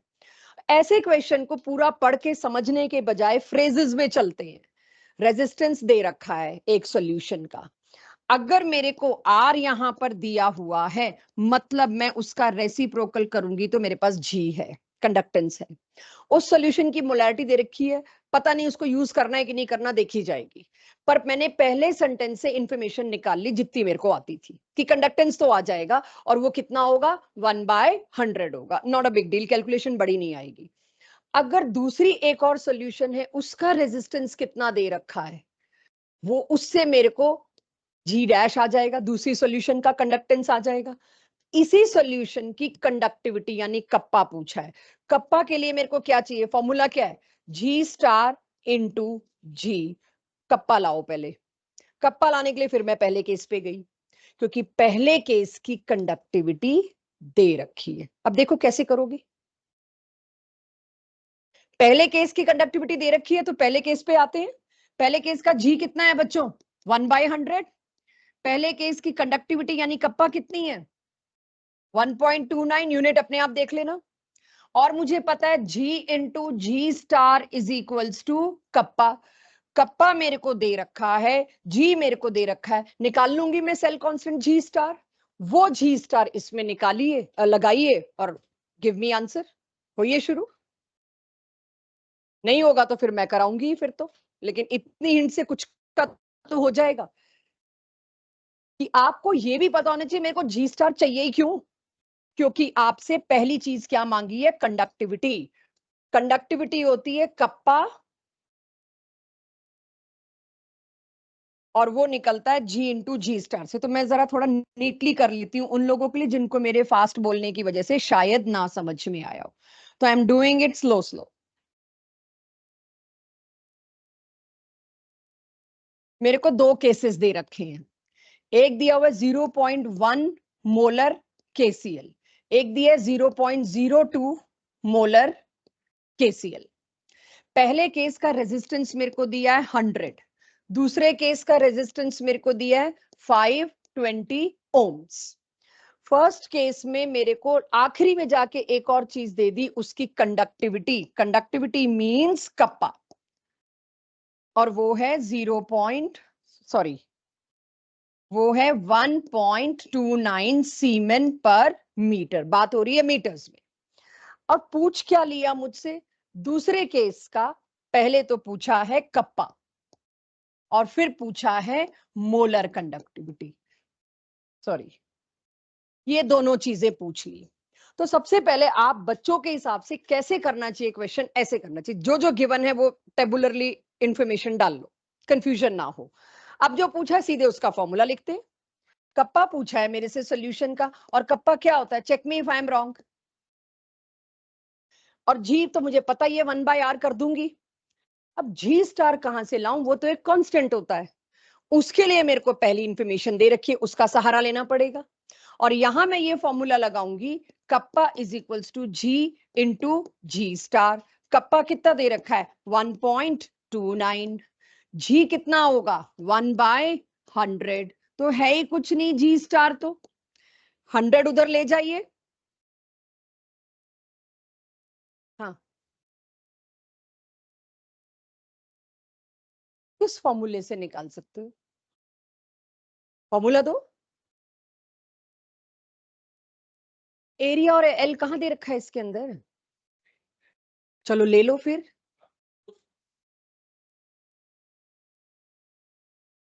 तो वही तो किया है मैंने, एल बाई ए की जगह जी स्टार ही तो लिखा है।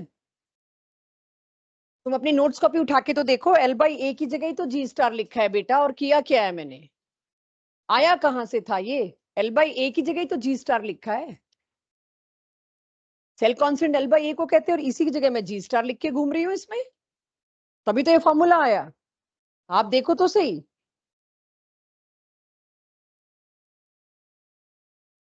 एल बाई ए की जगह ही तो जी स्टार लिखा था आशीष। हाँ तो मैं भी वही कह रही हूँ, तो हम दोनों एक ही बात कर रहे, फिर दिक्कत कहाँ है। मैं तो इकलौता एक ही फॉर्मूला तो यूज हुआ है आज शुरुआत में, वो है ये।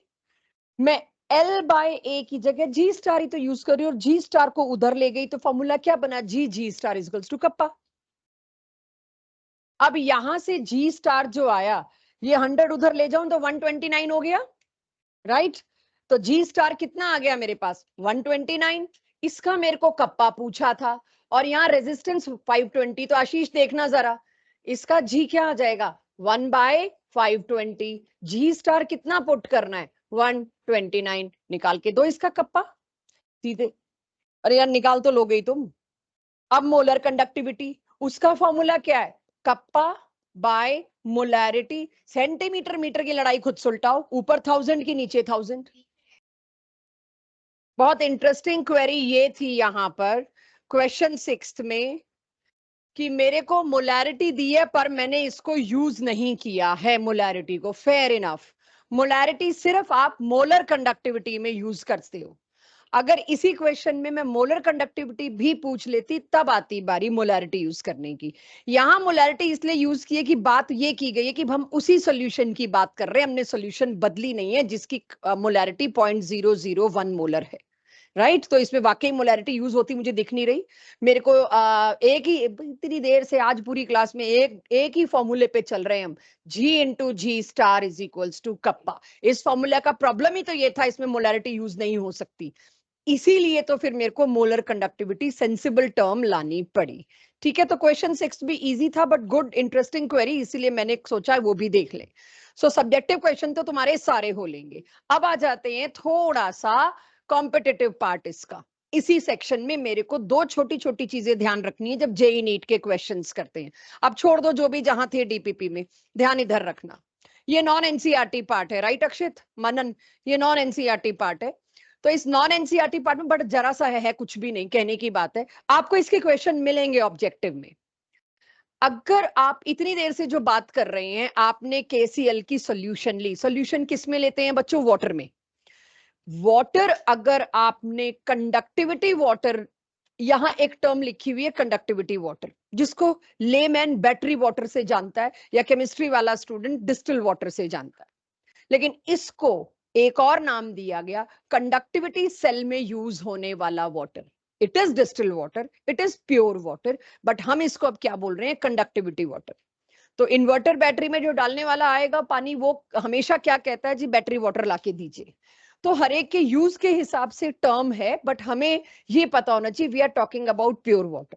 अगर आपने जो सेल बनाया उसमें डिस्टिल वाटर नहीं यूज किया, आपने टैप वाटर यूज कर लिया, तो टैप वाटर भी एक रेजिस्टेंस ऑफर करेगा। अगर उसका रेजिस्टेंस होगा तो उसकी वजह से कंडक्टेंस भी होगा। तो टैप वाटर कंडक्टेंस तो देगा ही देगा, उसमें आयंस होते हैं, आपको करंट लग जाता है अगर आपके हाथ गीले हो, राइट, क्योंकि उसके अंदर आयंस हैं, उनका कंडक्टेंस है। तो यानी अगर आपने ऑर्डिनरी टैप वाटर यूज कर लिया, तो अब के रेजिस्टेंस जो आप दोगे उस सॉल्यूशन का, उसके अंदर ऑब्जर्व्ड रेजिस्टेंस क्वेश्चन में दे रखा है कि इस सॉल्यूशन का रेजिस्टेंस है 520 ओम्स, लेकिन कंडक्टिविटी वाटर, सॉरी जो भी आपका एक तरह से टैप वाटर है, उसका भी अलग से क्वेश्चन में लिखा हुआ मिलेगा, आपको सब्ट्रैक्ट करना पड़ेगा। ऐसा एक क्वेश्चन लेवल 2 में मिलेगा आपको, इस डीपीपी में लेवल 2 एंड में डाला है मैंने, आई थिंक लेवल 2 में ही मिलना चाहिए। तो आप अभी मत ढूंढिए, कोई बात नहीं, कहीं और भी हो सकता है, मेरा अंदाजा है शायद लेवल 2 में हो। बट कंडक्टिविटी वाटर अगर है तो सिर्फ आपको सोल्यूशन के रेजिस्टेंस में से वाटर का रेजिस्टेंस सब्ट्रैक्ट करना होगा, क्योंकि अगर आप tap water ordinary water use करते हैं, तो अब क्वेश्चन में ऑब्जेक्टिव में एक टर्म और ध्यान देने वाली होगी, खासकर जेई एडवांस में, solution of KCl made in conductivity water. ये कंडक्टिविटी वाटर टर्म आपको ढूंढना पड़ेगा, और जिसमें भी आपको वाटर की कंडक्टिविटी अलग से दे रखी है, पक्का उसमें डिस्टिल वाटर यूज नहीं किया है। अब अगले बोलेंगे तो नहीं ना कि टैप वाटर, ऑर्डिनरी वाटर, नहीं। आपको सिंपल KCl की सॉल्यूशन दे दी और सारा पूरा क्वेश्चन पिछले वाला एज इट इज लिख दिया, और एंड में आपको बता दिया गया water used has this conductivity, मतलब इन्होंने डिस्टिल वाटर सॉल्यूशन में नहीं यूज किया। वो क्वेश्चन का नेचर पढ़ते ही आपको पता चल जाएगा। तो एक तो ये बात आपको नोट करनी है, क्वेश्चंस में आएगी, जल्दी से कर लीजिए नोट। एक और छोटी सी चीज आपको कॉम्पिटिटिव पार्ट की बतानी है इस टॉपिक की, फिर ये टॉपिक पूरी तरह खत्म हो जाएगा। मोलर कंडक्टिविटी और इक्विवेलेंट कंडक्टिविटी, जैसे आप जानते हैं मोलैरिटी के साथ नॉर्मेलिटी चलता है, दोनों में फर्क क्या है? एक में मोल डिसॉल्व्ड इन पर लीटर, दूसरे में number of gram equivalents dissolved इन पर लीटर। और मैंने नॉर्मेलिटी पे तसल्ली से डिटेल आपके उस सॉल्यूशन चैप्टर में ले रखा है, और यहां पे वो डिटेल डिमांडेड भी नहीं है। आपको शॉर्टकट फॉर्मूला यहाँ पे इस्तेमाल करने, बट पहले प्रॉपर फॉर्मूला देख लीजिए। अगर हम इक्विवेलेंट कंडक्टिविटी की बात करेंगे, रेस्ट एवरीथिंग इज सेम, बस मोलैरिटी की जगह नीचे क्या आ जाएगा? नॉर्मेलिटी, और कोई फर्क नहीं है। लेकिन आप जानते हैं मोलैरिटी और नॉर्मेलिटी में n फैक्टर का फर्क होता है, ये आप जानते हैं, राइट? सेम सॉल्यूशन की मोलैरिटी दे रखी हो, सेम सॉल्यूशन की मोलैरिटी दे रखी हो, और मेरे से इक्विवेलेंट कंडक्टिविटी मांगी हो, किसी सॉल्यूशन की नॉर्मेलिटी दे रखी हो और मेरे से मोलर कंडक्टिविटी मांगी हो, तो आप क्या करोगे? मोलैरिटी दे रखी है, उसको n फैक्टर से इक्वेट करके नॉर्मेलिटी निकाल के इक्विवेलेंट कंडक्टिविटी दे दो। यस, ठीक है। लेकिन अगर क्वेश्चन का नेचर थोड़ा सा और बदला और आपको इतना लंबा मेथड करने के सीधा डायरेक्ट ही मेथड मिल जाए, तो आपको क्यों जरूरत है पहले वो निकालो फिर उसको दूसरी फॉर्म में कन्वर्ट करो? तो पहले तो आप इक्विवेलेंट कंडक्टिविटी का मतलब समझ लीजिए। 1000 का वही खेल है यहाँ पे भी, कि 1000 यहां पर तो आया ही नहीं है, इसका मतलब क्या है? अब यहां तो खैर बताया गया आपको, वही ऊपर 1000 है मतलब सेंटीमीटर में चल रहा है वॉल्यूम, नीचे 1000 है मतलब मीटर में चल रहा है, 1000 नहीं है मतलब नॉर्मेलिटी ही आपको मीटर क्यूब में दे रखी है। तो वो सारी चीजें सेम है, लेकिन क्या कोई डायरेक्ट रिलेशन है मोलर कंडक्टिविटी और इक्विवेलेंट कंडक्टिविटी में? आपको 1 मिनट लगेगा, आप खुद भी कर पाओगे। भाई खुद ही सोचो, मोलर कंडक्टिविटी एक ही चीज को, इक्विवेलेंट कंडक्टिविटी को मैं डिवाइड करूं, 1000 कट लेंगे, कप्पा कप्पा कट लेगा, इसका क्या आ जाएगा? ऊपर मोलैरिटी में नीचे आती है, मतलब मोलर कंडक्टिविटी में नीचे क्या आती है? मोलैरिटी। ऊपर क्या आता है? नॉर्मेलिटी। इनमें भी डिनोमिनेटर सेम होता है तो एन फैक्टर ही, देखा जाए है तो एन फैक्टर ही। बट इस चक्कर में पढ़ना मत, क्यों? क्योंकि जहां नंबर ऑफ आयंस बदल जाएंगे, 2 सोडियम है तो वहां अलग चीज हो जाएगी, इसीलिए मैं आपको शॉर्टकट दे रही हूं। दोनों के बीच का रिलेशन क्या, एक क्वेश्चन सॉल्व करवा के फिर आपका टॉपिक क्लोज होगा, तब मैं कह सकूंगी ये डीपीपी आप पूरी कर सकते हैं। मैं बस वेट कर रही थी आज की क्लास में मैं कंडक्टिविटी और इक्विवेलेंट कंडक्टिविटी करवा पाऊं, तब मैं आपको पूरी डीपीपी क्लेम कर सकती हूँ।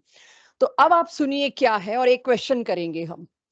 किसी की भी इक्विवेलेंट कंडक्टिविटी, वही ऊपर हमने क्या किया है, डिवाइड करके एन फैक्टर ही तो आना है। किसी की भी इक्विवेलेंट कंडक्टिविटी इधर ले आती तो क्या बोलती? Divided by molar conductivity. अब मैं उसको बस उधर ले गई हूं, फर्क इतना ही है। तो किसी की भी इक्विवेलेंट कंडक्टिविटी आप कैसे निकालोगे?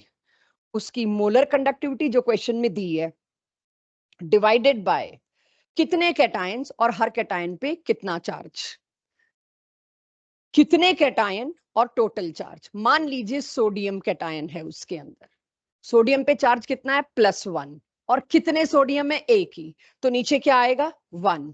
किसी को कैटायन नहीं समझ आ रहा, एनायन समझ आ रहा है, आसान लग रहा है, तो नंबर ऑफ एनायन इनटू उसके ऊपर लगा हुआ चार्ज। इक्विवेलेंट कंडक्टिविटी और मोलर कंडक्टिविटी को ऐसे करना है, बट ये बात तब समझ आती जब एक क्वेश्चन आप कर पाओ, उसके बिना ये फॉर्मूला वेस्ट है। इसे नोट कर लो, फिर मैं, आप इसका अपना शॉर्टकट भी निकाल सकते हैं, it's not a big deal. मैं एक क्वेश्चन कराऊं, इसे नोट कर लीजिए। ये फॉर्मूला आपको याद करना जरूरी नहीं है, आप और सिंपलर वे में अगले क्वेश्चन में अपने कोई भी जुगाड़ लगाइए, ये बड़ा अलाउड पार्ट है क्योंकि इसमें है ही कुछ नहीं, एन फैक्टर ही देखना है आपने बस। सो अगर इसके आगे, क्योंकि नंबर ऑफ आयंस को मल्टीप्लाई क्यों किया मैंने चार्ज से, वो थोड़ा भी देखने में आपको अनकंफर्टेबल लगेगा, समझ नहीं आएगा।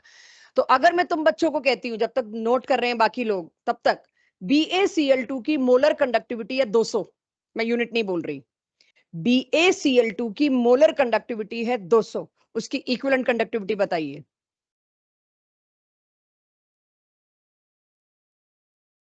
आपने कैटायन देखा तो बेरियम पे क्या चार्ज है, +2। आपने एनायन देखा, क्लोरीन क्या चार्ज है, -1। लेकिन कितने एनायन है, 2। ये मतलब था यहाँ पे मल्टीप्लाई करने का नंबर ऑफ एनायन, कि बेरियम पे चार्ज +2 है तो एनायन पे भी तो चार्ज -2 होगा ना, एक सॉल्ट में, न्यूट्रल में। तो कहीं ये मत सोचना ये क्या लिख दिया, ये लिखा हुआ थोड़ा सा टिपिकल लगता है, लेकिन जब आप करते हैं तो आपके लिए इतना मुश्किल नहीं होगा। गिरीशा, नोट हो गया? वही होता है, वैसे भी वही होता है। ठीक है, आप ये देखिए, यही क्वेश्चन बात कर रही थी मैं आपसे कि molar conductivity of BaCl2 is x, find its equivalent conductivity x/2। आपको कैसा भी सॉल्ट दे दिया जाए, आपको ये पता होना चाहिए उसका n फैक्टर कैसे निकालते हैं, वो हम बहुत हद तक कर चुके हैं। तो जरा ऑब्जेक्ट, नहीं ये थोड़ा लंबा पड़ेगा, अभी के लिए नहीं, इसमें कंडक्टिविटी कप्पा निकालना है, थोड़ा लंबा जाएगा। मैं ना कुछ और चाह रही थी पूछना, वो इतने इजी है तो ज्यादा नहीं डाल रखे होंगे इसमें मैंने, मिल जाएगा कहीं पे। एनीवेज, आप सभी लोग ये डीपीपी अब पूरी करके आनी है। लेवल 2 पे अगर कोई डाउट आया तो लीव इट फॉर मी। मेरा अंदाजा है लेवल 1 के क्वेश्चन में आफ्टर डूइंग दिस क्लास खास डाउट आपको आएगा नहीं। मेरे पास सिर्फ 5-7 मिनट हैं। मैं एक बात आपसे करना चाह रही हूँ जो मैंने आज बार बार बोली, व्हीटस्टोन ब्रिज। ये आप नोट करें ना करें, मेरे को एक बार, क्योंकि मेरी अगली क्लास में मतलब मेरी एनसीईआरटी में एक पेज है, उस पर क्वेश्चन आता है, मेरी मजबूरी है, मुझे कराना है, वरना मेरी पसंद का टॉपिक है नहीं ये। तो अब आप देखिए, व्हीटस्टोन ब्रिज जो आपके फिजिक्स लैब का प्रैक्टिकल है, जिसको आप कॉपी में तो ऐसे बनाते हैं और प्रैक्टिकली कैसे देखते हैं, मैं कोशिश करूंगी मैं उसको मैच कर पाऊं, क्योंकि मैं इस टॉपिक को किस हिसाब से पढ़ाती हूँ, मैंने क्लास 12th में फिजिक्स लैब में जो किया था मेरे को उतना याद है, उसके हिसाब से मैं कराती हूँ। उसके बाद मेरा फिजिक्स लैब में जाने का मौका हुआ नहीं, और गई भी तो मैं एज स्टूडेंट तो नहीं जा सकती। तो आपकी एनसीईआरटी जितना आपको अलाउ कर रही है, थोड़ा सा मैं आपसे, एक इंटरेस्टिंग डिस्कशन है, और ये आपके वाइवाज के लिए आपको प्रिपेयर वैसे भी करना पड़ेगा। ये 4 रेजिस्टेंसेस मैंने इस तरह से लगाए, बीच में यहाँ पर गैल्वेनोमीटर, वोल्ट मीटर जो आपको मिलता है, जो आपके लैब में देते हैं, वो लगा दिया। इसका हमने फिर एक सर्किट बनाया, और ये सर्किट पूरा हो रखा है यहाँ पे। ये इसका मैं आपको प्रिंसिपल बता रही हूँ, कंस्ट्रक्शन नहीं, आपको लैब में ऐसा नहीं मिलता। 4 रेजिस्टेंसेस लगते हैं इसके अंदर। मैं जो इतनी देर से जिन लोगों से पूछ भी रही थी, मैं यही पूछ रही थी, 4 कौन से वाले। सारा खेल इसी बात का इसमें, R1, R2, R3, R4, ये 4 रेजिस्टेंस है।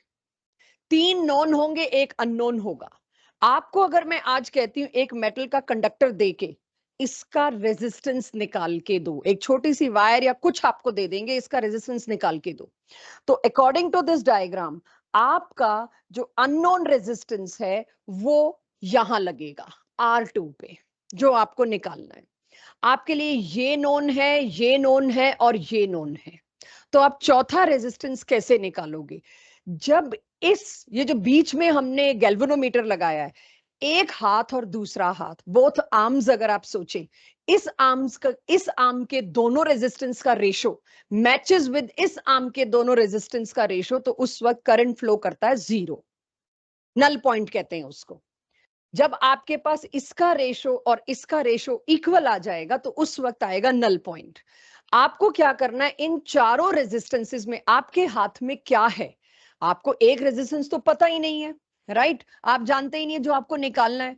आपके हाथ में होता है एक रेजिस्टेंस को चेंज करना, जिसके लिए ये एरो उसके ऊपर लगा हुआ है, जिसके ऊपर एरो लगाया, ये रेजिस्टेंस आपको एक रेजिस्टेंस बॉक्स दिया जाता है, उसमें 1 2 3 4 5 ओम सारे रेजिस्टेंस होते हैं, छोटे छोटे ब्लैक कलर के, मुझे याद है।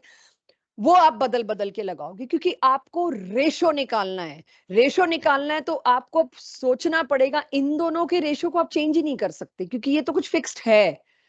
आपको ये नहीं पता, क्योंकि आप इनके रेशो को बदल बदल के इसके साथ मैच करा के ढूंढते रहोगे कि कौन से वाला नल पॉइंट पे है। तो मैं आपको रेशो लिख के दे रही हूं, देखना, R2/R4 as per given in your NCERT. मैं इसमें अपनी टर्मिनोलॉजी कुछ नहीं लगा रही। दिस, अब ये काम आपका सारा दिन फिजिक्स लैब में, मैंने जब, मुझे याद है किया था, हमें एक दिन में हमारा नल पॉइंट नहीं आया था। हम एक एक एक एक रेजिस्टेंस बदल बदल के देखते रहे, गैल्वेनोमीटर की निडल 0 पे नहीं आई, तो हम कुछ गलती कर रहे थे, जो भी कर रहे थे वो बाद की बात है। बट इस प्रिंसिपल को कहते हैं व्हीटस्टोन ब्रिज। इस तरह से आप अननोन रेजिस्टेंस, और ये आपकी एनसीईआरटी से उतार के बता रही हूं, जैसा जैसा जो एनसीईआरटी में दिया है मेरे को वो बताना है आपको। लेकिन जब मैं भी खुद इस टॉपिक को पढ़ूं, मुझे इससे कुछ समझ में नहीं आ रहा इसमें मुश्किल क्या है। आपको 3 रेजिस्टेंसेस पता है, आप चौथा निकाल लोगे, व्हाट्स बिग डील। बट क्या मुश्किल है वो मैं बताती हूँ। हम इसको करते कैसे हैं, ये प्रिंसिपल है आपका व्हीटस्टोन ब्रिज। और आप लैब में जाते तो ऐसा कुछ नहीं देते आपको, आपको देते हैं लकड़ी का एक बहुत बड़ा फट्टा, राइट? वो होता है आपका पोटेंशियोमीटर। और मैं मानती हूं जैसे हमारे टीचर थे वैसे ही आपके टीचर है, और पकड़ा देते हैं एक रेजिस्टेंस बॉक्स, और एक तार 1 मीटर की है, उठ के आएंगे, मतलब हमारे फिजिक्स सर का तो ये हाल था, नाप लिया, हाँ 1 मीटर की, लगा लो इसको, जॉकी से मूव करो, नल पॉइंट जब आए मेरे को बुला लेना, और चले गए अपने डार्क रूम में। फिजिक्स लैब में लेंसेज का इतना काम होता है, तो डार्क रूम होता है, वो वहां जाके अपना बैठ गए, अब तुम करो। अब जो हमें जो लैब में मिलता है, मैं वो आपको बताऊं, जिन लोगों ने किया है वो मुझे बता दें, अगर उनको भी ऐसा ही मिलता तो मैं मानूंगी भाई 35 साल में कोई ग्रोथ नहीं हुई, स्कूल में तो नहीं हुई, बाकी जगह का तो देखो पता नहीं। हम सोचते हैं अब तो बच्चों को बड़े सुंदर सुंदर से अच्छे अच्छे से इफेक्टिव से मिलते होंगे, बट एक लकड़ी के फट्टे पे यहाँ लगी होती है 2 कील, और उसपे हम बांधते हैं 1 मीटर की एक तार। ये मैं अपनी 12th से बता रही हूँ, जो किए हुए मुझे शायद 32 या 35 साल तो हो ही गए। और उसको मैंने एक एक मुझे उस वक्त क्लास 12th में ये एक्सपेरिमेंट करते वक्त नहीं पता था ये मैं क्या कर रही हूँ, ईमानदारी से बता रही हूँ। जब मेरे को 11th-12th को पढ़ाने का मौका मिला, पहली बार इलेक्ट्रोकेमिस्ट्री चैप्टर में मैंने ये देखा, इट जस्ट स्ट्रक कि ऐसा कुछ मैंने किया हुआ है। मेरे को किसी फिजिक्स टीचर की फिर हेल्प नहीं लेनी पड़ी, क्योंकि मैंने 12th में तब बड़े बुरे मन से प्रैक्टिकल किया हुआ था। मुझे उस वक्त बहुत अच्छा लगा कि मैंने किया हुआ, तो मैं समझ पा रही हूँ वो हमारे सर ने हमें 1 मीटर की तार क्यों दी थी। तो मैंने उस 1 मीटर की तार को यहां लगा दिया। उसके बाद जितना धुंधला धुंधला मेरे को याद है, मैं उसी याददाश्त से निकाल रही हूँ। दिखने में कैसा है मुझे अब ध्यान नहीं, मुझे उस लकड़ी का फट्टा याद है कि उसी पे एक हमारे को तार बांध के दे दी और एक जॉकी सी पकड़ा दी। यहाँ पीछे सर्किट कुछ बना हुआ है, हमने तब कष्ट भी नहीं किया कि पट्टे को उल्टा करके नीचे झुक के देख लें उसके नीचे क्या है, नो इंटरेस्ट एट ऑल। सच में तब हमने नहीं, तुमने भी नहीं किया होगा। मैं आज रिपेंट करती हूँ, मैंने उस वक्त क्यों नहीं की ये चीज, why I was not curious, I should be. मैंने देखा नहीं था, अभी पूरे 2 साल उस स्कूल में रही हूँ कि मैं पलट के नीचे तो देख लूं क्या है, नो। बस एक तार बांधी, जॉकी था, तेरी वैल्यू है मेरी वैल्यू है, घर जाओ, ये होता था प्रैक्टिकल में। अब इसके नीचे से, अब मैं इमेजिन करती, नीचे सर्किटरी थी जो मुझे देखने का मौका नहीं मिला, यहां पर दे दी मेरे को एक जॉकी, राइट? अब मेरे को पढ़ा तो दिया तुमने व्हीटस्टोन ब्रिज, उसमें किधर था ये जॉकी वाला काम, कुछ भी नहीं, राइट? अब तुम लोग बताना तुमने किस नजरिए से किया, तुम्हारा भी मेरे वाला हाल है तो फ्यूचर देख लो अपना, यही करोगे। पर ये एक रेजिस्टेंस जो कि मेरे को कहा निकालो, दिस इज अननोन, राइट? ये अननोन, और इसका मतलब क्या, ये तुम निकाल निकाल के बदल सकते हो। अब कुछ कुछ रिलेट कर पा रहे हो उस डायग्राम से? एक रेजिस्टेंस अननोन जो तुम्हें निकालना है, एक रेजिस्टेंस जिसको तुम बदल सकते हो। बाकी 2 रेजिस्टेंस क्या, मैंने तुम्ही लोगों से इसलिए पूछा था, मेरे को तब नहीं पता था 12th में ये क्या कर रही हूं मैं। बाकी 2 रेजिस्टेंस कौन से हैं, वो 4, मेरे को पूरा ब्रिज तो बनाना है ना, वो वाला जो मैं अभी बना के आई हूं।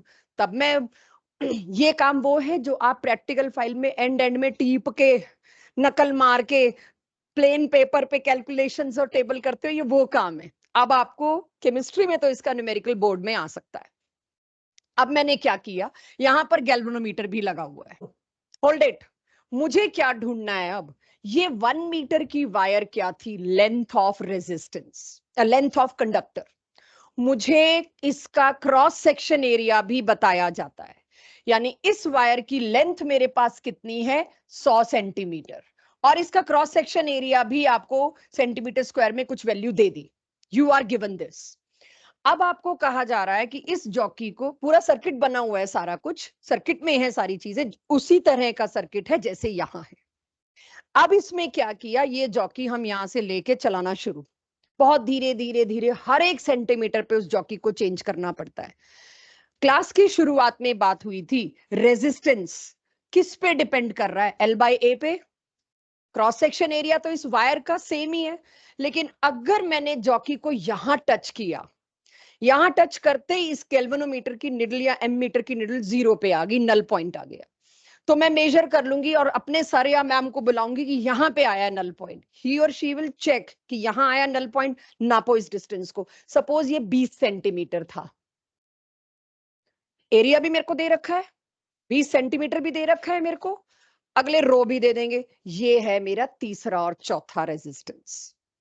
तीसरा रेजिस्टेंस बना ये 20 सेंटीमीटर और चौथा रेजिस्टेंस कौन सा बना, ये 80 सेंटीमीटर। रो आपको दे रखा है, एल आपने निकाला, ए आपको दिया है, तो ये तीसरे चौथे रेजिस्टेंस आएंगे, तब उस रेशो में पुट करोगे। तो हमारा काम लैब में सिर्फ एक होता है, नल पॉइंट ढूंढना। और जरूरी नहीं वो एक बार में आ जाए। आपने एक बार यहां रखा 2 ओम्स, पूरा दिन लग जाएगा एक सेंटीमीटर पे ले जाने में जॉकी को, नल पॉइंट नहीं आया, मतलब रेशो मैच नहीं किया। आप इसे उठाओगे, शायद 1 ओम रखोगे, फिर इसे उठाओगे 3 ओम रखोगे, 2.5 ओम रखोगे, बहुत सारे रेजिस्टेंस बदल बदल के करने के बाद कहीं पर आएगा नल पॉइंट। मैं ये क्यों पढ़ा रही हूं, क्यों पढ़ा रही हूं? आप जो जूते मारूंगी 2।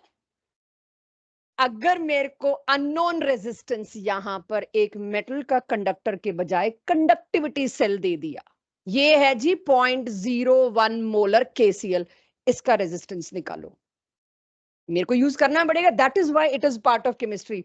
मेरे को कोई शौक ना था ये पढ़ाने का, लेकिन मेरी मजबूरी है क्योंकि मेरे पास इसके सवाल आएंगे।